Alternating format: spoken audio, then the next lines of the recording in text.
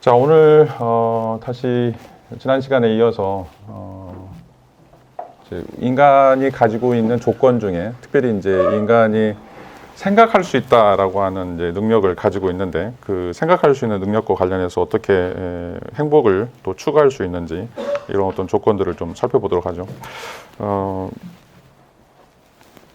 아리스토텔레스가 인간을 규정할 때 이성적인 동물이다라고 2500년 전에 이야기를 했어요. 근데 이제 과연 우리가 이제 이성적인 동물인가? 이런 것들을 살펴보면 실제로 이제 역사에서 일어나고 있는 수많은 사건들 보면 우리가 여전히 침팬지에 속해 있다, 동물적인 그런 본성들이 있다라고 하는 것들을 좀 알 수 있죠. 자, 그래서 여러분들 한번 생각해 보세요.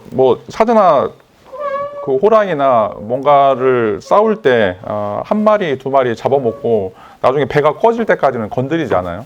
제가 이제 어렸을 때 돼지를 치는 사람하고 친했는데, 제가 친 건 아니고, 이제 돼지 치는 것 좀 보면 여러분 이제 엄마 밥을 주잖아요. 밥을 주면 제일 먼저 와가지고 엄마가 막 먹어요. 엄마 돼지가 막 먹어가지고 새끼들이 막 먹으려고 그러면 막 이렇게 뿌리치고 돼지가 막 혼자 다 먹고 있죠. 근데 이제 배가 부르면 이제 남이 뭘 가져가든 새끼리 뭘 하든 전혀 관심을 갖지 않아요. 자, 근데 이제 인간을 생각해 보세요. 인간들을 보면 자기가 가진 것에 만족하지 않고 자기 아들 생각하죠. 아들만 생각하냐? 또 손자도 생각해요. 또 손자만 생각하냐? 50대 또 100대 후손까지 생각을 해요. 그래서 쟁여 쌓여놓는 것들이 우리는 이제 그걸 멋지게 자본이라고 이제 이야기하는데, 과연 우리한테 그게 어떤 의미가 있을까? 그거 한번 생각을 해보세요. 자, 그런 것 때문에 내가 갖지 않더라도 내가 가질 걸 생각해서, 이걸 이제 선물이라고 그러죠. 경제학 용어에서는. 그러니까 지금 내가 어떻게 경제 생활을 하는 것뿐만 아니라 미래에 어떻게 될 건지, 1년 뒤에 뭔가 일어날 건지, 또 10년 뒤에 뭔가 일어날까지 인간들은 고민을 해요. 자, 그런 것들을 어떻게 보면 이제 굉장히 폭력적인 방식으로 다른 사람들을 파괴하거나 아니면 다른 사람들에게 이제 괴로움을 주는 경우들인데, 가장 대표적인 게 바로 이제 전쟁 같은 것들이죠.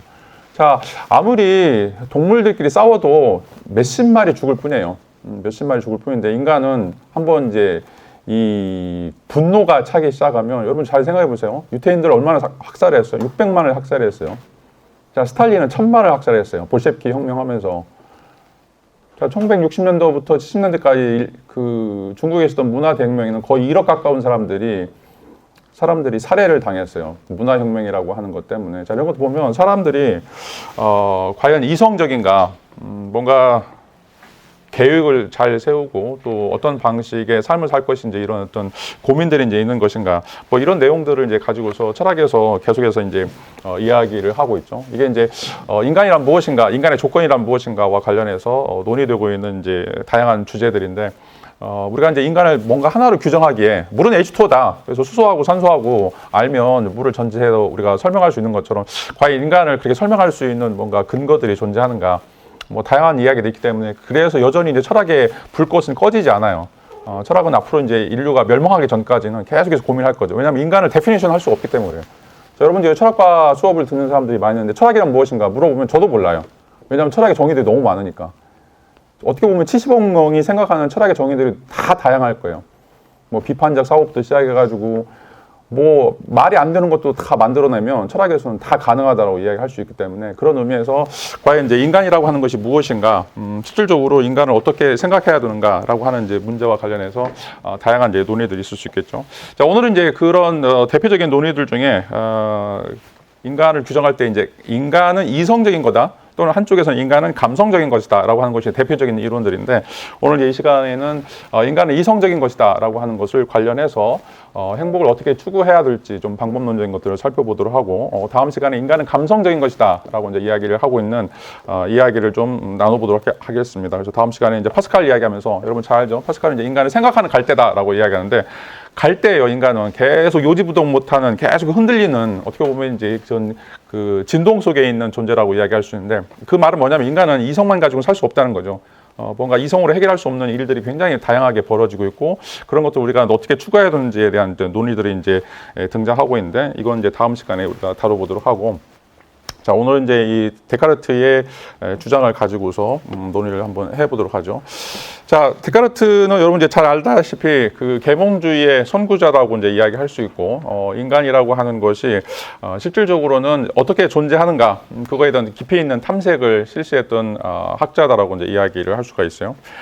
데카르트가 이제 생각할 때는 인간이라고 하는 것은 이제 깊이 사유하는 존재이고, 그래서 이제 아빠 여기 있는 것처럼 생각하는 사람이라고 하는 것처럼 인간의 가장 본질적인 것들은 나 자신이 있다라고 하는 것을 깨닫는, 나 자신이 누군가라고 하는 것들을 고민하는 그런 어떤 존재다라고 이제 이야기를 할 수가 있어요. 뭐 지금은 여러분들 이제 이런 고민들이 안 들 수가 있어요. 나는 누구인가, 나는 어떻게 살아야 되는가. 물론 이제 이 중에 그런 고민들을 하는 사람도 있지만, 여러분들이 이제 철학이라고 하는 것은 실질적으로는 평소 때는 잘 하기 힘들어요. 그래서 법철학에 보면 항상 미네르바의 부엉이는 황혼 때 날라요. 황혼 때. 다 지고 나면 날라요. 그러니까 여러분들이 철학할 때도 마찬가지죠. 뭐 여러분들이 막 힘이 있을 때 아니면 똑똑할 때 뭔가 잘났을 때 절대 철학하지 않아요. 자, 여러분들이 다운됐을 때, 뭔가 죽음이라고 하는 어떤 실존적인 상황들에 놓이게 됐을 때, 또 여러분들이 엄청난 선택을 해야 되는 그런 어떤 극박한 상황에 놓였을 때 생각을 하게 되는 거죠. 그래서 어떻게 보면 이제 우리의 삶이라고 하는 게 자동적으로 뭔가 여러분들이 뭐 계획하고 또 다른 방식으로 삶을 사는 것처럼 보이는데, 자, 그것들은 이제 실질적으로 남들이 원하는 그런 어떤 프레임 속에 여러분들이 살아가는 것이고, 진정으로 여러분들이 나는 누구인가, 나는 이제 어떻게 살아야 되는가라고 하는 어떤 진지한 고민들을 하게 될 때, 진짜 이제 이성적인 작업들이 이루어지게 되는데, 자, 그런 작업들이 이루어지는 순간에는 엄청난 형태의 고통들이 주어질 때예요, 여러분들에게. 여러분 삶이 반쪽이 나거나 아니면 여러분들이 기대해왔던 모든 것들이 다 무너졌을 때, 자, 그런 상황에서만 이제 철학이 등장하죠. 그게 이제 황혼에 나오는 미네르바예요. 미네르바는 이제 부엉이인데, 부엉이가 하는 일들은 항상 밤에 돌아다니죠. 낮에는 아무것도 하지 않아요. 잠만 자요. 그러니까 철학자들이 하는 것들 보면 정말 쓸모없고 실질적으로는 밤만 축내는 그런 사람들처럼 보이는데, 실제로 세계를 움직여가는 사람들, 세계를 설계하는 사람들은 다 철학자들이에요. 아니면 철학적 마인드를 가지고 있는 사람들이라고 이야기할 수 있죠. 자, 그거는 전부 다 무너졌을 때, 전부 다 완전히 이제 초토화됐을 때, 그때 어떻게 살 것인가라고 하는 것을 이제 고민하는 어떤 존재다라고 이제 이야기를 할 수가 있어요. 자, 이런 어떤 이론들을 이제 처음으로 제시한 사람이 바로 이제 데카르트라고 이제 이야기를 할 수가 있는데, 자, 이런 어떤 데카르트는 우리가 두 가지로 나눠서 설명해 볼 수가 있어요. 하나는 이제 실존적 데카르트라고 하는 것이고, 또 하나는 이제 추상화된 데카르트라고 이야기할 수가 있는데, 자, 이제 추상화된 데카르트는 철학적 이론을 담론을 이제 제시했던 사람이다라고 이야기를 할 수가 있어요. 자, 그 전에 데카르트가 심각하게 고민하는 그런 어떤 데카르트라고 이야기할 수 있는데, 그 데카르트가 바로 이제 실존하는 데카르트고, 자, 실존하는 데카르트가 하는 일들은 이제 뭐였냐면 여행하는 거였어요. 이 사람은 이제 프랑스 귀족의 출신이고, 귀족의 신분에서 다양한 형태의 이제 삶들을 살고 있었는데, 나중에 뭐 이제 여행 겸 뭐 요양 겸 또 철학적인 연구 겸 네덜란드 암스테르담으로 이제 이동을 하게 되죠. 자, 그러면서 이제 거기서 충격을 겪게 돼요. 충격을 겪게 되는데, 왜냐하면 이제 자기가 자라왔던 환경들, 또 자기가 지금까지 생각했던 상황들과는 이제 너무 다르기 때문에 그런 상황들을 이제 보면서 커다란 이제 충격을 받게 되죠. 아까도 얘기했던 것처럼 철학이라고 하는 건 이제 황혼에 나는 미네르바라고 이야기할 수 있는데, 여러분들 이제 철학을 하기 위해서는 근본적으로 다른 상황, 어떻게 보면 이제 자기가 전혀 생각하지 못했던 의외의 상황들에 좀 놓일 필요가 있어요. 그래서 우리가 여행하는 이제 목적도 마찬가지고, 뭐 여행하는 게 그냥 휴양하기 위해서 가서 뭐 밥 잘 먹고 좋은 호텔에 가서 뭔가 누워 있고 뭐 이런 것도 이제 굉장히 중요하지만, 여러분들이 여행에서 이제 뭔가를 배우려면 여러분들의 삶 자체를 완전히 세팅을 바꿔놔야 돼요. 자, 그래야 거기서 뭔가 배울 수가 있어요. 단순하게 뭐 우리가 신혼여행을 가거나 아니면 휴가여행을 가거나 거기에서는 뭔가 얻는 게 전혀 없어요. 그냥 어떻게 보면 이제 소비하는 행태라고 이야기할 수 있고, 여행을 통해서 여러분들이 얻을 수 있는 거는 내가 지금까지 살아왔던 방식들을 한꺼번에 싹 바꿔버리는 이런 어떤 시도들을 해볼 수가 있어요. 자기가 살고 있던 이 파리라고 하는 도시, 엄청난 형태의 이제 도시에 살고 있다가, 그다음에 코스모폴리탄 이런 어떤 도시에 살고 있다가 한적한 이제 곳에 가가지고 거기서 자신이 생각했던 모든 것들을 한 번씩 다 내려놓고 근본적인 성찰들을 하게 됐을 때, 자신이 누구인가, 내가 살고 있는 삶이라고 하는 것이 과연 아름다운 삶을 살고 있는 것인가, 그리고 내가 지금까지 가지고 왔던 이런 어떤 생각들이 과연 타당한 것인가, 이런 것들에 대한 어떤 전반적인 숙고들이 이제 이루어졌다라고 이야기를 할 수가 있어요. 자, 여러분들 이제 행복하기 위해서는 지금까지 살아왔던 어떤 습관들, 또 여러분들이 가지고 있던 그런 어떤 선입견들, 자, 이런 것들을 이제 전부 다 포기하는 것들이 필요한데, 자, 그런 것들이 쉽지가 않아요. 왜냐하면 워낙 익숙한 데 있기 때문에. 그런 것들을 이제 벗어나기 위해서는 여러분들이 다른 도시들 또 다른 지역들을 좀 여행하면서 자, 거기에서 뭔가 내가 새롭게 깨달을 수 있는 거, 내가 새롭게 발견할 수 있는 것들이 있는가 이런 것들을 이제 고민하는 것들이 필요하다라고 이제 이야기를 할 수가 있어요. 자, 데카르트가 이런 여행을 하면서 느꼈던 것 중에 하나가 바로 내가 알고 있다라고 하는 게 내가 확실한 인식이라고 하는 것이 다 관습이었다라고 하는 거죠. 사람들이 그렇게 생각해 왔던 것들이고 사람들이 그렇게 믿어왔던 것들이지 내가 한 번도 내가 그런 어떤 결론에 도달하기 위해서 고민을 해본 적이 없다라고 이제 이야기를 할 수가 있어요. 그리고 이제 가장 중요한 것 중에 하나가 많은 사람들이 그것을 동의한다고 해서 내가 그걸 진리로 믿어왔구나라는 생각이죠. 자, 이게 이제 가장 무서운 거예요. 이게 이제 민주주의가 가지고 있는 가장 대표적인 악인데, 해독인데, 우리가 이제 다수주의, 뭐 다수결 원리라고 하는 것들이 굉장히 좋은 정치적인 프레임이라고 생각하죠. 자, 그런데 다수가 실제로는 많은 악을 범할 수도 있고 다수가 오히려 잘못될 수도 있다고 하는 생각을 우리는 못해요. 자, 그래서 이제 존 스튜어트 밀이 민주주의를 공격하는 것 중에 하나가 미국에서 일어나고 있는 다양한 형태의 정치적인 제도, 이 대의민주주의라고 하는 것들이 굉장히 좋은데 그게 과연 바람직하게 작동될 수 있을 것인가라고 하는 것들이죠. 왜냐하면 다수결이라고 하는 것들은 그것을 반대하는 소수의 사람들을 억압하거나 아니면 그런 사람들을 어떻게 보면 이제 배제하는 이런 일들이 일어난다라고 이야기할 수가 있어요. 가장 대표적인 게 바로 이제 독일이라든지 아까도 얘기했던 것처럼 러시아라든지 이런 어떤 사건들을 생각해 보죠. 자, 스탈린도 마찬가지고 히틀러도 마찬가지고 다 90% 넘는 국민의 지지를 받고 총통이 된 사람들이에요.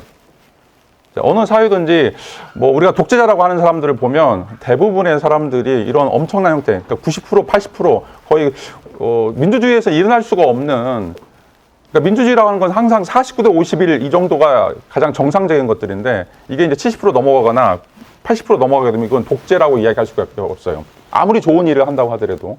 근데 그거 우리한테는 이제 좋은 일이지만 실질적으로 그런 일들 때문에 유태인들이 학살당하거나 아니면 홀로코스트에서 엄청난 그런 어떤 부정한 행위들이 일어날 수밖에 없는 것들이 다 민주주의 때문에 그렇다는 거예요. 다수결 원리 때문에 그런 거예요. 독일 사람들이 유태인들은 다 죽여야 된다라고 생각을 했기 때문에 그러는 거죠.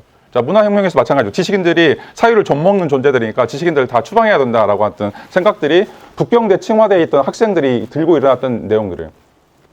가장 엘리트라고 이야기할 수 있는 북경대 청와대, 중국의 모든 대학생들이 모든 지식인들을 다 죽여야 된다라고 생각했던 그런 홍위 부대에 속했던 것들이 바로 많은 사람들이 그걸 지지하니까, 많은 사람들이 그걸 원하니까 그게 진리다라고 생각하고 그게 행복이라고 생각했던 거죠.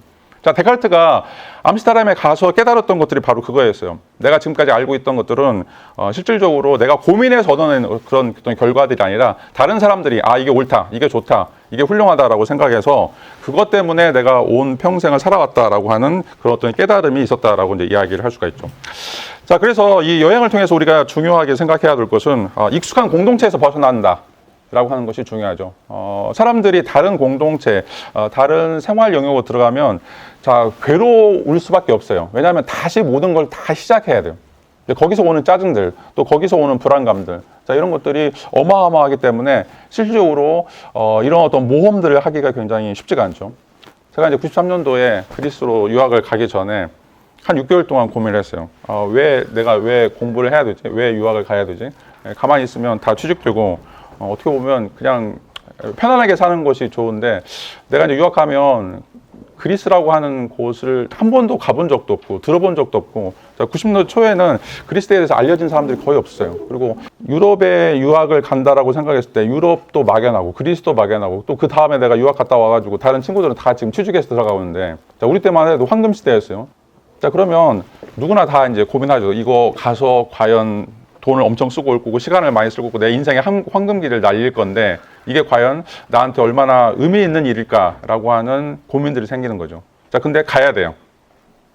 여러분들에게도 내가 부탁하고 싶은 건데 뭐 성경에도 좁은 길을 가라고 얘기했는데 남들이 안 가는 길을 가야 돼요. 그래야 여러분들 인생이 바뀌어질 수가 있어요. 자, 데카르트가 지금 보여주고 있는 행복의 가장 중요한 포인트가 바로 그거예요. 자, 나에게 익숙해 있는 공동체들, 내가 지금까지 살아왔던 어떤 삶의 세계, 내가 이거를 딱 배제하거나 절단시키고 내가 뛰어넘을 수 있을 것인가. 자, 이런 것들이 어떻게 보면 이제 행복에서 가장 중요한, 우리가 이성적인 삶을 살 때 가장 중요한, 또 설계를 해야 되지만 어떤 모험을 추구하려고 하는 가장 중요한 특징이다라고 이제 이야기를 할 수가 있어요. 자, 그래야만 여기서 이야기하는 것처럼 독단의 잠에서 깨어날 수 있다라고 이야기를 할 수가 있어요. 자, 여러분들이 그냥 한 곳에 머물러 있거나 아니면 더 이상 유동하지 않으면 여러분들의 삶들이라고 하는 것은 그냥 평범하거나 아니면 그냥 일반적인 아니면 우리가 이제 뭐 속된 말로 개, 돼지의 삶. 그러니까 우리가 침팬지의 삶을 그대로 유지하는 것밖에 안 된다는 거죠. 데카르트가 고민하게 됐던 것들은 자기가 살고 있던 삶들을 완전히 바꿨을 때 그 터전들을 벗어나려고 노력했을 때 어떻게 보면 이제 위대한 철학자 데카르트의 어떤 철학의 출발점들이 이루어진다라고 하는 것들이고 그것이 바로 자기 자신에 대한 고민 또는 이제 성찰이 이루어지는 것이다라고 이야기를 할 수가 있어요. 자, 데카르트의 뭐 이런 어떤 주장들은 몽테뉴의 수상록에 나와 있는 이런 어떤 주장들과도 이제 연관이 되는데, 자, 여행을 통해서 아무것도 얻지 못했던 사람들이 있다. 자, 이런 어떤 주장들을 살펴보면 그냥 계속해서 원래 살고 있는 삶, 일상적인 삶에 머물러 있는 사람들이 여행을 통해서 아무것도 얻지 못하는 그냥 소비의 상태, 어떻게 보면 내가 살아왔던 것의 연장으로서 살아가는 거죠. 나의 삶을 완전히 뒤바꾸려고 하는 이런 삶들을 살려고 하지 않는 것이 바로 이제 굉장히 불행한 삶이다라고 이야기를 할 수가 있어요. 여러분들이 정말 행복해지기 원한다라면 여러분 삶을 절대로 연장하려고 하지 말고, 자, 1막 만들고 2막 만들고 3막 만들고 4막 만들고 이걸 뒤집는 뭔가 이런 판 뒤집기가 필요해요. 여러분들 지금까지 살아왔던 익숙한 삶들에 그냥 머물러 있으면 여러분들 그냥 평범한 침팬지로 끝날 수밖에 없어요. 먹고 자고 싸고 이런 것들이 어떻게 보면 실질적으로 식물인간의 삶이기 때문에 여러분들 진정으로 삶다운 삶을 살기 위해서는 나의 삶을 완전히 획기적인 어떤 것들을 만들 수 있는 그런 것들을 좀 가져야 된다라고 이야기할 수가 있어요. 그래야 여러분들이 나 자신에 대해서 2박 3일 동안 누구를 만나든지 이야기할 수 있는 거리들이 생기는 거죠. 요즘에 이제 학생들 만나서 상담해 보면 너 뭐 하고 싶냐? 너 뭘 제일 좋아해요? 그냥 너무 평범해요. 자, 이게 이제 우리의 현실의 모습이다라고 이야기할 수가 있어요. 자, 내가 뭔가 좋아하는데 그 좋아하는 것을 이야기하거나 내가 뭔가 하고 싶은데 그것들을 하려고 하는 어떤 의지들, 자, 이런 것들이 뭐 전혀 보이지 않는 세대에 지금 살고 있어요. 남들이 시키니까 어디에 취직하고 남들이 시키니까 뭔 일 하고 남들이 시키니까 그게 행복이다라고 생각하는 것들. 이게 이제 우리 사회의 가장 불행한 특징이라고 이제 이야기할 수가 있어요. 자, 이것 때문에 대한민국이 망한다라는 이야기도 나오고 있어요. 왜냐하면 너무 진취적인 사람들이 안 나오고 있어요. 뭔가 획기적인 사고의 전환을 하는 사람들이 지금 우리 사회에 보여지고 있다는 거죠. 정치인들도 마찬가지고 기업인들도 마찬가지고 정말 이제 여러분들 미래 세대를 이끌어 나가들 가장 핵심 자원들인데 여러분들조차도 그냥 막막해. 자, 그건 이제 여러분들 자신에 대해서 성찰하지 않는다는 거죠. 자, 이게 이제 데카르트가 던지고 있는 이제 가장 기본적인 문제라고 이야기할 수 있고, 자, 우리가 행복하기 위해서는 나만의 고유한 차이들, 나만이 가지고 있는 어떤 특수성들, 자, 이런 것들을 내가 만들어낼 수 있을 것인가라고 하는 거죠. 제가 이제 가끔씩 뭐 기업이든지 아니면 이제 면접에 들어가서 채용과 관련해서 하는 이제 이야기들을 들어보면 여러분들 5분 정도, 10분 정도 면담을 해보면 여러분들이 어떤 사람인지 금방 알 수 있고 이 사람을 내가 쓸 수 있는지 금방 알 수 있어요. 왜? 자기가 살아왔던 그런 어떤 커리어들이 있는 사람들, 그리고 자기가 진취적인 어떤 삶을 했던 사람들은 너무나 엄청난 형태의 자신감들이 있어요. 왜? 내가 다르게 살기 위해서, 내가 다른 사람들과 차별된 삶을 살기 위해서 엄청난 노력을 하기 때문에 그런 것들이죠. 자, 그러면 그런 사람들은 뭔가 이룰 수 있는 그런 사람들이에요. 뭔가 이룰 수 있는 사람들. 자, 여러분들 한번 생각해 보세요. 자, 6사에서 1등에서 10등까지는 뭐 되냐? 이런 사람들 절대 장군 못 돼요. 자, 1등에서 10등까지는 대부분 다 대학 교수가 되거나 아니면 육사 교관이 돼요. 평범하게 사는 사람들이죠. 자, 근데 이제 야전에서 뛰는 사람들, 야전에서 막 치고받고 하는 사람들, 뭔가 다양한 형태의 변수에서 자라는 사람들, 자, 이런 사람들이 장군을 사는 것들.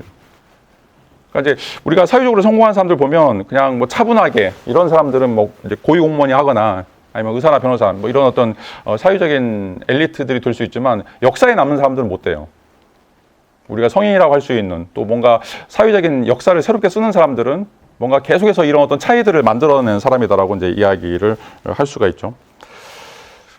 뭐 이제 네덜란드도 마찬가지고 프랑스도 마찬가지고 역사를 쓴 나라들을 한번 생각을 해보세요. 기본적으로 중국도 마찬가지고 일본도 마찬가지고 항상 다양한 형태의 그런 어떤 차이들을 만들어내는 어떻게 보면 이제 큰 변혁을 이루는 나라들이라고 이제 이야기를 할 수가 있어요. 자, 보라색이 검은색을 만나면 자신이 밝은색이라고 생각하고 또 보라색이 핑크색을 만나면 자신이 무거운 색이라고 생각하는 것들. 자, 이런 것들은 여러분들 자신이 어떤 사람들인지 어떤 방식의 삶을 살아야 되는지 자, 끊임없이 환경을 바꿀 때만 여러분들 자기 자신에 대한 인식들이 이제 드러나게 된다라고 이제 이야기를 할 수가 있어요. 자, 이제 이런 이제 기본적인 어떤 능력들이 이제 우리에게 이제 주어져 있는데, 이제 이런 기본적인 이제 능력이라고 하는 것을 이제 데카르트는 코기토라고 하는 방식으로 이야기를 하고 있어요. 자, 인간은 끊임없이 자기의 차이들을 만들어가는 어떤 능력들을 가지고 있고, 그 차이를 통해서 자신을 완성해 가려고 하는 어떤 능력들을 가지고 있는데, 자, 그것이 바로 인간에게 주어져 있는 가장 유일한 신의 선물이자 가장 축복이라고 이야기할 수 있는 코기토, 생각하는 그런 능력이다라고 이야기하는 거죠. 자, 계속해서 생각을 해보세요. 여러분들이 벌이든지 아니면 개미든지, 자, 이런 것들은 어디에 가서든지 간에 어떤 시대에 살든 간에 항상 똑같은 집을 짓고 항상 똑같은 어떤 패턴의 삶들을 사는 것들이죠. 자, 그게 이제 동물들의 삶이고, 어떻게 보면 인간을 제외한 다른 생물들의 삶이다라고 이야기할 수가 있어요. 꽃도 마찬가지고 나무도 마찬가지고 하나도 변하지 않죠. 자, 인간만이 계속해서 변해갈 수 있는데, 그 변해갈 수 있는 어떤 능력이 바로 자기 자신에 대해서 생각할 수 있는, 자기 자신에 대해서 의문을 던질 수 있는, 이걸 우리가 이제 자의식이라고 이야기할 수가 있어요. 나는 왜 그러지? 나는 왜 이렇게 살지? 난 이렇게 사는 게 좋은가라고 하는 것을 물을 수 있는 이런 어떤 대표적인 능력이 바로 이제 코기토다라고 이야기를 할 수가 있어요. 자, 이런 것들을 인간에게 주셨는데, 어떻게 보면 신이 이제 인간에게 주셨는데, 자, 이런 것들이 모든 사람들이 실질적으로는 인간다운 삶을 살 수 있고, 또 인간들이 어떻게 보면 침팬지를 벗어나서 호모 사피엔스라고 이야기할 수 있는 지혜로운 인간이 될 수 있는 가장 출중한 어떤 능력이 된다라고 이제 이야기를 할 수가 있어요. 자, 이게 이제 무엇이 옳은 것인가, 또 무엇이 참된 것인가, 또 무엇을 우리가 살아가야 될 것인가, 이런 것들 이제 구별할 수 있는 그런 능력들이고, 자, 이런 능력들이 이제 가치를 판단할 수 있는 능력이다라고 이야기를 할 수가 있어요. 가치를 판단할 수 있는 능력. 자, 인간은 사실 판단만 하는 것이 아니라, 자, 가치 판단을 할 수 있다라고 이야기할 수가 있어요. 자, 지구에서 일어나고 있는 뭐 다양한 형태, 지구는 둥글다라든지, 지구에서 일어나고 있는 뭐 다양한 이제 자연현상들, 이런 것들을 이제 아는 것도, 자, 우리가, 코기토의 능력이라고 이제 이야기할 수가 있는데, 자, 더 중요한 이제 코기토의 능력은 어떤 것이 좋은 것인가, 어떤 것이 나쁜 것인가, 또 어떤 삶을 살아야 되는 것인가, 또 어떤 것들이 우리에게 정말 훌륭한 것인가, 이런 것들을 깨달을 수 있는 어떤 능력들. 자, 이걸 이제 불어는 봉상이라고 이제 이야기하는데, 양식, 좋은 센스라고 이제 이야기할 수 있어요. 굿센스라고 이제 이야기할 수 있는 것이 바로 이 코기토가 가지고 있는 능력이다라고 이야기를 할 수가 있어요. 자, 여러분 이제 좀 읽었으면 하는 책 중에 하나가 바로 이제 스티븐 핑커, 하버드 대학의 심리학과 교수인데, 그 사람이 쓴 이제 우리 본성의 선한 천사라고 하는 책이 있어요. 우리 본성의 선한 천사라고 1000페이지가 넘어요.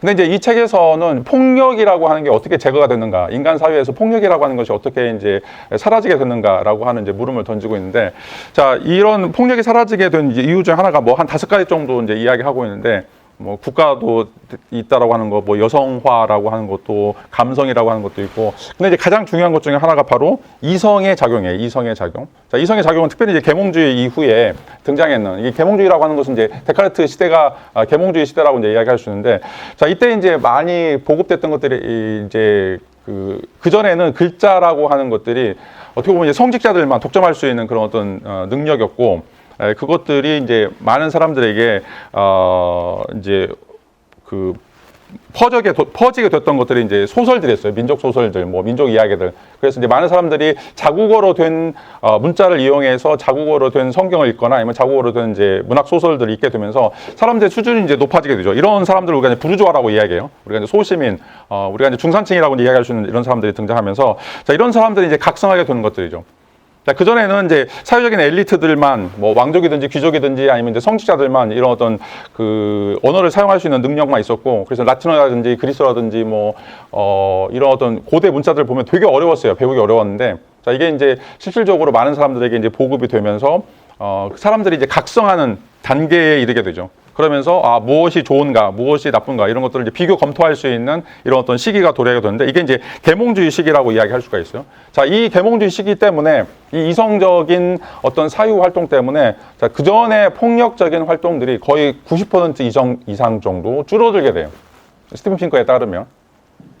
그 전에는 그냥 함부로 사람들 대하거나 함부로 죽이거나 함부로 이제 욕하거나 이런 것들이 이제 비일비재하게 일어났다라면, 사람들이 문자를 이용하면서 또 문학 양식들을 접하게 되면서 스스로 자기 자신에 대한 어떤 평가들이 이루어지게 되고 그것들을 통해서 실질적으로는 이제 뭐가 중요하고 뭐가 참되고 뭐가 아름다운 것인지를 깨닫게 되면서 여기서 사람들이 성숙한 모습들을 이제 보여주게 된다라고 이제 이야기를 할 수가 있어요.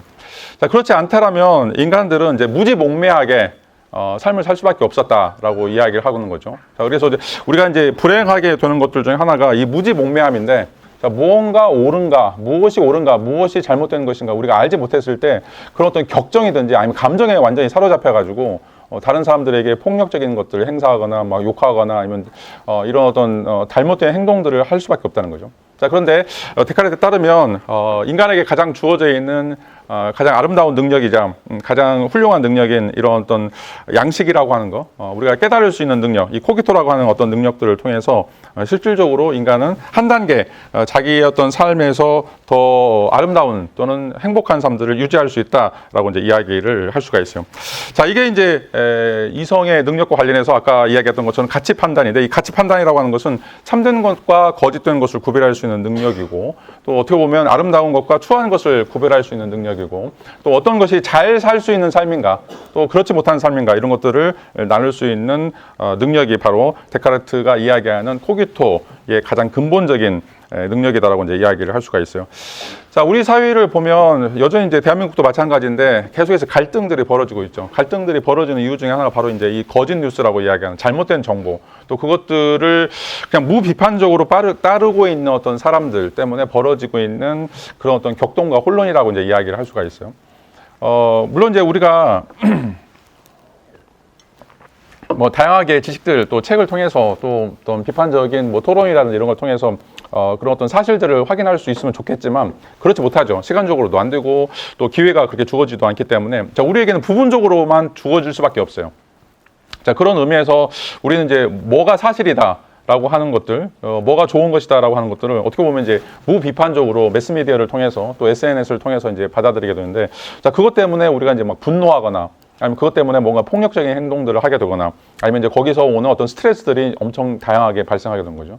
자, 이게 어떻게 보면 이제 우리 사회의 전반적인 불행의 요소라고 이야기할 수 있고, 또 여러분들 개인들이 가지고 있는 불행의 요소라고 이제 이야기를 할 수가 있어요.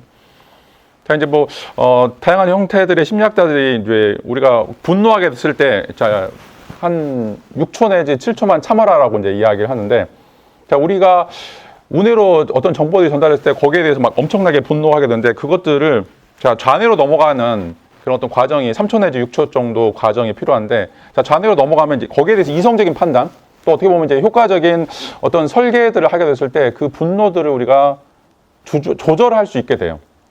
자, 그런 의미에서 여러분들이 막 또 엄청나게 흥분했을 때도 좀 노트에 써보거나 아니면 다양한 형태의 이제 분석을 좀 할 필요가 있죠. 내가 정말 왜 이 흥분해야 되지? 내 이 흥분이라고 하는 것이 과연 적절한 사태에 대한 나의 반응인가? 아니면 이것들을 일으키고 있는 것들이 뭔가 조작이 됐거나 아니면 나를 좀 혼란스럽게 하기 위해서 또 외부의 어떤 그 혼란이라고 이야기할 수 있을 것인가, 이런 것들을 우리가 이제 검토를 하게 되면 그 순간 우리가 가지고 있었던 그런 어떤 잘못된 생각들 또는 어떤 분노들, 자, 이런 것들이 이제 하나씩 사라지게 된다라고 이제 이야기를 할 수가 있어요. 자, 이게 이제 어떻게 보면 인간이 가지고 있는 이 이성적인 능력, 이 이성적인 능력이 굉장히 이제 어떻게 다른 측면에서는 배타적인 것이 될 수도 있긴 하지만, 실질적으로 우리 삶 속에서는 우리가 스스로 성숙해질 수 있는, 또 스스로 고민할 수 있는 이런 어떤 시간적인 여유를 주고, 또 그거에 대해서 뭔가 성숙한 어떤 대안들을 제시해 줄 수 있는 이런 것들이 이제 실질적으로 우리에게 큰 영향을 미친다라고 이제 이야기를 할 수가 있어요.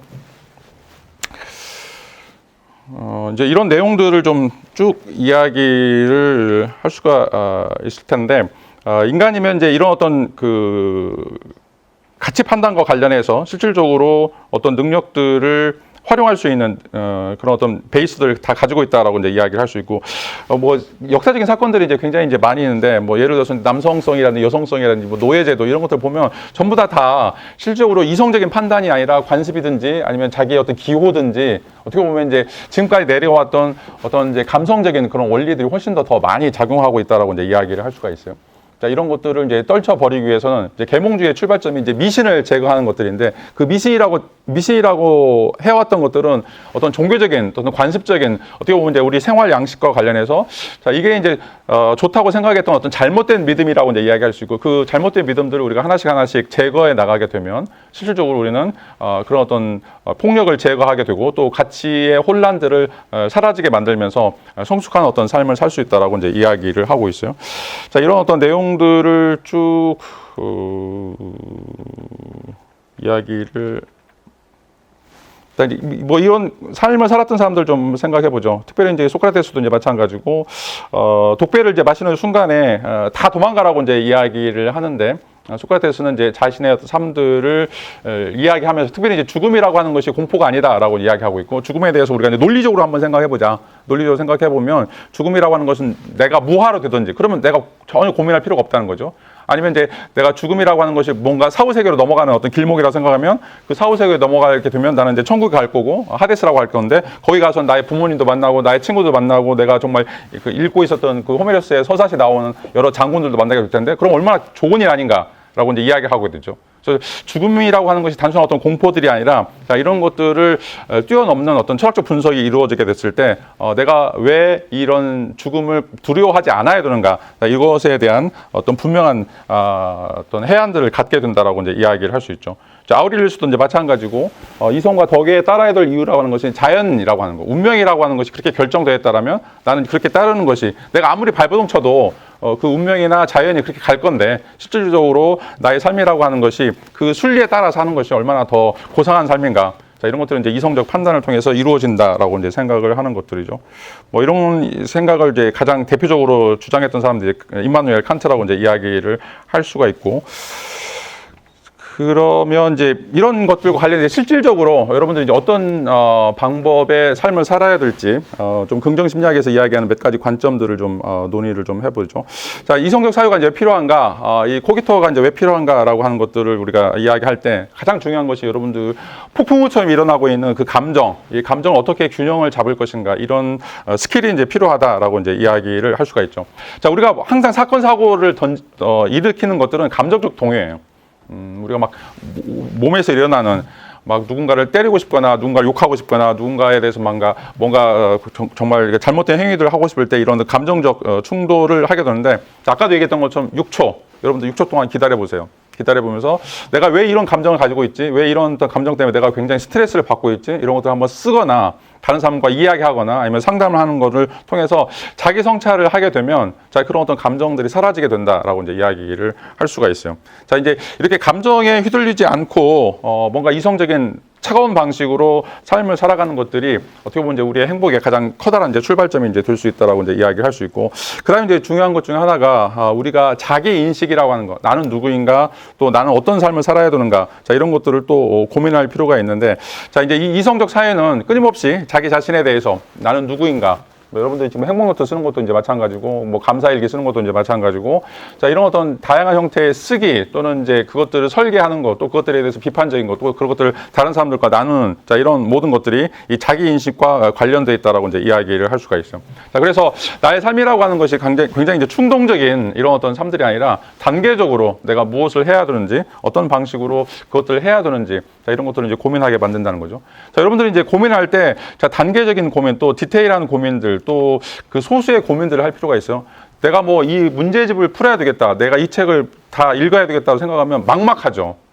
자, 그러면 이제 아무것도 못해요. 자, 그렇게 나누기보다는 내가 1시간에 5장을 읽겠다, 아니면 1시간에 뭐 한 페이지만 풀겠다. 자, 이렇게 굉장히 좀 디테일하게 나눠서 계획을 세우다 보면, 자, 그것만 하면 이제 끝났다고 생각하는 거죠. 그렇게 이제 하다 보면 실질적으로 여러분들이 실력이 늘어가는 것들을 이제 알 수 있다라고 이야기할 수가 있어요. 그래서 이제 유럽에서 뭐 언어를 이제 교육할 때도 마찬가지예요. 언어를 교육할 때도 우리가 이제 영어를 잘해야 되겠다, 그럼 막 처음부터 네이티브 스피커가 되는 것처럼 착각하는데 절대 그럴 필요가 없는 거죠. 자, 그래서 처음에 1년 배울 때는 500단어만 알면 돼요. 500단어만 읽고 쓰고 말하고 듣고 그것만 하면 되고, 2년이 지나가면 1500단어. 자, 500단어라고 하는 거는 하루에 10개씩만 해도 3개월이면 다 끝나는 단어들이에요. 그렇게 해서 조금씩 그것들을, 세부적인 것들을 여러분들이 이제 설계한다라면 충분히 어떤 것들도 도전해 볼 수 있고, 자, 그게 이제 시간이 뭐 길거나 짧은거나 이 차이일 뿐이지, 얼마든지 여러분들이 이제 가지고 있는 그런 어떤 능력들을 이제 발휘한다라면 자, 그런 면에서 어떤 것들을 성취할 수 있는 그런 어떤 성취감들을 이제 맛볼 수 있다라고 이제 이야기를 할 수가 있어요. 자, 그리고 이제 가장 중요한 게 이제 이성이 이제 왜 우리에게 주어져 있는가? 그냥 단순하게 이제 그런 어떤 태스크를 우리가 성취하기 위해서 하는 어떤 스킬들을 배우는 것들이 아니라 이성이 가장 중요한 것 중에 하나가 바로 우리 삶의 의미를 만들어가는 것이다라고 이야기할 수가 있어요. 우리 삶의 의미. 자, 여러분들이 침팬지가 아니라 나는 김요한이다라고 이제 이야기하려면 자, 우리에게는 나의 삶이 왜 중요하고 나의 삶이 왜 유지되어야 되고 나의 삶이 왜 다른 사람들과 삶 속에서 그런 어떤 그 행복을 추구하는 것들이 가치 있는 것인가에 대한 성찰들이 필요한데 자, 이게 가장 중요한 것이 바로 이제 형이상학적인 삶이라고 이야기할 수 있고 의미 있는 삶이다라고 이야기를 할 수가 있어요. 자, 인간은 그냥 먹고 사는 거 이거로 끝나는 것이 아니라 항상 어떤 중요한 것을 추구하는 존재라는 거죠. 나의 삶에서 뭐가 중요한가? 어떤 사람들은 뭐 일을 열심히 하는 거, 어떤 사람은 사랑을 나누는 거, 어떤 사람들은 여행을 하는 거, 뭐 어떤 사람들은 뭐 건축을 하는 거, 다양한 사람들이 다양한 어떤 의미를 추구하고 있는데, 자, 그게 단절이 되거나, 아니면 그거를 할 수 없거나, 아니면 그것에 대해서 뭔가 제약이 이루어질 때는, 자, 인간은 그때부터 어떻게 보면 이제 괴로운 삶, 또는 어떻게 보면 굉장히 불행한 삶을 살 수밖에 없다라고 이제 이야기를 할 수가 있어요. 자, 이런 것들을 좀 생각해 봤을 때, 여러분들에게 있어서 가장 지금 의미 있는 것들이 무엇인가라고 하는 것들을 고민한 거죠. 자, 인생이라고 하는 것은 마라톤이에요. 마라톤. 42.195km를 뛰어야 돼요. 근데 42.195km가 평탄한 길은 아니죠. 굉장히 다양한 형태의 장애물도 있고, 어떻게 보면 이제 여러분 이제 인내력을 시험하는 구간도 있고, 어떻게 보면 쓰러지고 싶고 주저하고 싶은 것들이 있어요. 근데 이제 의미 있는 사람과 내가 이거를 살아야 되겠다. 아니면 이 삶을 나한테 정말 의미 있는 사람이라고 그러면 그런 사람들은 4시간이 됐든 40시간이 됐든 400시간이 됐든 완주하는 사람들이에요. 자, 근데 중도 포기하는 사람들은 내가 이걸 왜 뛰어야 되지? 내가 이거 뛰어서 뭐 하지? 라고 하는 사람들은 절대 완주할 수가 없는 거죠. 이 행위 자체가 의미가 없기 때문에 그런 거죠. 자, 빅터 프랭클은 이제 자신이 그 아우슈비츠 교도소에 수용이 돼가지고 거기서 살아남은 생존자 중에 하나인데 프랭클에 따르면 거기서 살아남았던 사람들은 건강했던 사람도 아니고 사회적으로 뛰어났던 사람도 아니고 살아났던 사람들, 유일한 사람들, 내가 이거 마치고 뭔가를 하고 싶다는 사람들이었어요. 내가 지금 여기 교도소에 머물렀는데 이 교도소에서 내가 빨리 이것이 끝나고 나고 전쟁이 끝나고 나고 내 아들한테 뭔가 책을 써주고 싶다. 아들을 만나서 이발을 해주고 싶다. 뭐 자녀들하고 어디 여행 가고 싶다. 이런 사람들이었죠. 그러니까 삶을 전반적으로 꿈꾸는 사람들, 삶을 전반적으로 설계하는 사람들, 그런 삶을 가기 위해서 이 교도소도 하나이고, 이 아우슈비츠도 하나이고, 이 독일 사람들한테 내가 괴로움도 당하는 것도 하나이라고 생각했던 사람들만 살아남았어요. 자, 그렇지 않은 사람들은 전부 다 절망해가지고 죽는 거죠. 자, 인간에게서 이 희망이라고 하는 거, 의미라고 하는 거, 이게 굉장히 무서운 거예요. 나에게 미래가 있다. 내가 어떻게 살 것인지 나의 삶을 설계하고 있다라고 하는 사람과 나의 삶은 이제 아무래 끝났어. 이런 사람들은 어떻게 보면 이제 우리 몸 자체도 굉장히 예민하게 이제 반응한다라고 이제 이야기를 할 수가 있어요. 자, 우리가 행복한 삶을 산다라고 이야기했을 때 우리에게 주어져 있는 이 코기토라고 하는 거, 우리에게 주어져 있는 사고할 수 있는 능력이라는 것들이 이제 주어지게 되는데, 자, 그것이 하는 또 가장 중요한 역할 중에 하나가 바로 우리의 삶의 의미를 만들어가는 것이다라고 이야기를 할 수가 있어요. 자, 여러분들이 뭐 지금 뭐 피나게 공부하고 있고 뭐 취업 준비라든지 아니면 시험 준비라든지 뭐 연애도 마찬가지고, 자, 그런 것들을 내가 왜 하지 하는 거 한번 물어보세요. 내가 왜 하지? 단지 돈 벌기 위해서? 아니면 또 다른 것들을 위한 것들인가? 자, 여러분들에게 이제 그게 정당화되지 않는다라면, 그게 여러분들에게 정말 아름답게 설계되는 삶이 아니다라면, 여러분들이 그거 하다가 쉽게 지칠 수밖에 없어요. 중도 포기하는 사람들 이제 많이 날 수밖에 없고. 자, 이런 의미에서 우리가 이런 삶을 어떻게 살 것인지에 대해서 실질적으로 고민하는 것들이 이제 필요하다라고 이제 이야기를 할 수가 있어요. 자, 그리고 이제 마지막으로 여러분들이 이제 이 코기토가 주어진 삶이 어떤 삶이어야 되는가? 자, 그건 이제 긍정적 사고 또는 이제 감사의 삶 이런 것이라고 이제 이야기를 할 수가 있어요. 자, 여러분들이 이제 다양한 형태의 삶들을 반성하는 거죠. 아까도 얘기했던 이제 의심하는 것, 반성하는 것이라고 얘기했었는데, 다른 사람들은 다 이게 부정적으로 보는데 나에게 주어지는 이런 이성적인 능력을 통해서 내가 거기서 어떻게 긍정적인 것을 찾아낼 수 있을 것인가? 어떤 방식으로 내가 이것을 감사할 수 있는 조건으로 만들 수 있을까? 자, 이런 어떤 고민하는 사람들, 자, 이런 어떤 고민 사람들이 또 이 이성을 최적화시킬 수 있는 사람들이고, 이런 사람들이 이제 행복한 삶을 살 수 있다라고 이제 이야기를 할 수가 있어요. 그래서 매번 우리가 이제 백서라고 이야기하죠. 백서를 쓰는 이유냐면 우리가 지금까지 자라왔던 삶을 살아왔던 또는 해왔던 일들에 대해서 뭔가 비판적으로 그것이 왜 잘못됐는지, 왜 실패했는지, 왜 그것들을 이렇게 해왔는지 그것을 우리가 한번 고민해보고 그런 실수를 하지 않기 위해서 시행착오를 뛰어넘기 위해서 다른 어떤 대안들을 제시하는 것이 바로 이제 이성적 작용이다라고 이야기를 해볼 수가 있어요. 자, 오늘 이제 수업을 좀 정리를 해보도록 하죠. 오늘 이제 데카르트의 그 코기토 개념을 통해서 좀 한번 고민을 해봤는데, 자, 인간에게 이제 왜 이런 형태의 이성적인 능력들이 이제 주어졌는가? 이런 어떤 능력들이 이제 주어진 것은 이제 인간에게 주어진 가장 큰 축복 중에 하나인데, 자, 이런 어떤 이성적인 능력들을 우리가 활용하기 위해서는 여러분 환경을 바꿔야 돼요. 아까도 데카르트가 프랑스에서 네덜란드로 간 것처럼 자기가 살아왔던 삶의 터전들을 완전히 180도 바꾸는 이런 어떤 과정을 통해서 여러분들 뇌가 활성화될 수 있도록, 또 아까도 얘기했던 것처럼 황혼에 나는 미네르바의 올빼미처럼 뭔가 새로운 형태의 고민들이 일어날 수 있도록 이런 것들을 여러분들이 추구하는 것들이 필요하다라고 이야기할 수 있고, 자, 그런 것들이 여러분들 모두에게 다 주어져 있어요. 자, 이런 어떤 비판적인 능력, 이런 어떤 사고한 능력은 이제 다 주어져 있는데, 자, 그게 이제 여러분들이 가치 있는 삶, 또 의미 있는 삶을 만들어 가기 위해서 굉장히 중요한 것이다라고 이야기를 할 수가 있어요. 자, 인생을 설계하는 데 있어서 단순하게 지금 이 순간 이거 여기에서 끝나는 것이 아니라 마라톤처럼 42.195km 장거리를 뛰는 거예요. 단거리 아니에요. 자, 그래서 어떻게 여러분들 이제 페이스를 조절해야 되고 또 어떤 방식으로 삶을 살아야 되는지, 자, 이런 것들이 이제 굉장히 중요한데 그걸 설계하는 것들이 여러분들에게 주어져 있는 그런 이성의 능력이다라고 이제 이야기를 할 수가 있어요.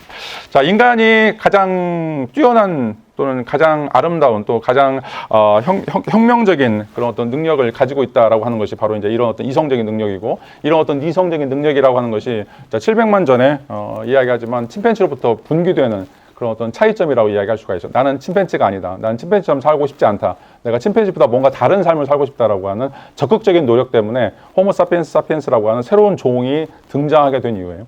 자, 여러분들이 너무 평범한 삶을 살고 싶지 않다, 행복한 삶을 살고 싶지 않다라면 여러분 자신을 바꿔야 돼요. 지금 여러분의 모습을 바꾸고 5년 뒤에 여러분의 모습을 바꾸고 계속해서 바꾸는 그런 어떤 모습을 통했을 때 데카르트가 이야기하고 있는 코기토로서의 행복을 추구할 수 있다라고 하는 이야기를 드리고 싶습니다. 자, 오늘 수업 여기서 마치도록 하겠습니다. 고맙습니다.